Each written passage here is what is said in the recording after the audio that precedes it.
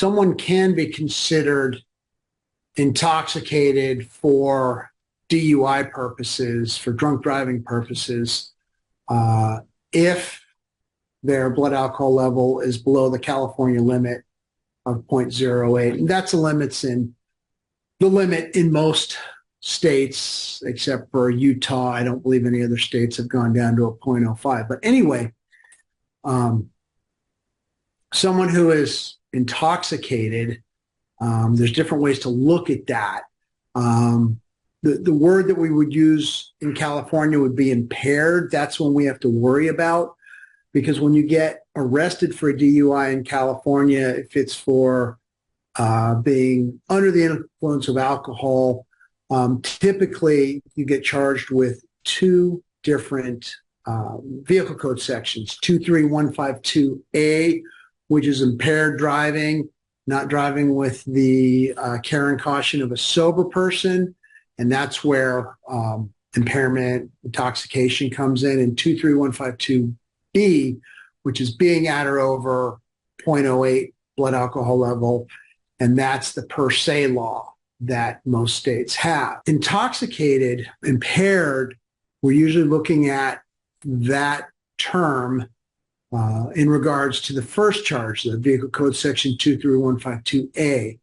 And what happens there, if a case goes in front of a jury, the prosecution, the district attorney's office in whatever Bay Area or California county you're in, will typically bring in a forensic toxicologist who will testify about impairment.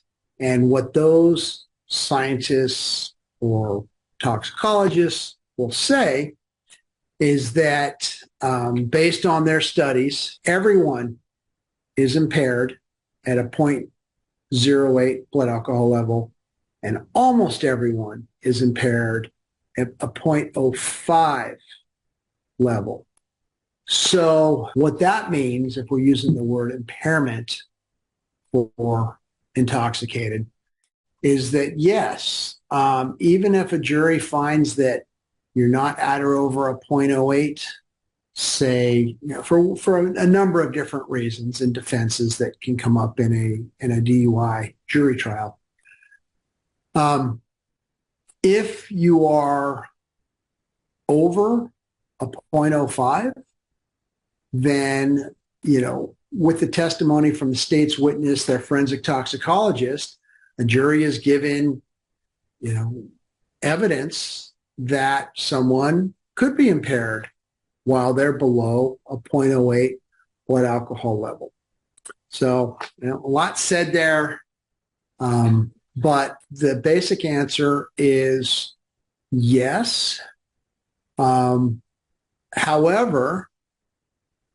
everyone is different.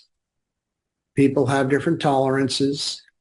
And just because a state's hired gun, someone paid by their lab and the DA's office to come in and testify, comes in and says what the DA wants them to say, that impairment is for almost everyone when they're at or over a 0.05, I think that's kind of BS, because let me ask this. Why, in most cases, will the DA's office in these different counties, whether it's Marin, Sonoma, Napa, San Francisco, San Mateo, Contra Costa, Alameda, all these different counties in the Bay Area, why will the DA's office not file charges against someone if they're under a 0.08 blood alcohol level, when they could file charges to try and get them for impaired driving for being under a 0.08 and yet over a 0.05, which is what their state's expert would come in and say? I see a problem with this. I see a double standard. What I also see is the DA's offices, they like to win.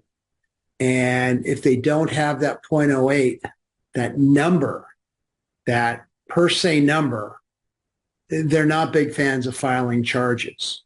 So they get two bites at the apple when they file these DUI charges if someone is at or over a 0.08, because they can charge them with that per se law and also with being impaired. And as long as they convict on one or the other, that's a DUI conviction. But when they just have one and they don't have that per se number, they usually don't file. They almost never file. It has to be, in most situations, some type of an accident, prior offenses, kids in the car, really egregious driving. And then they may go for it because they usually have other charges.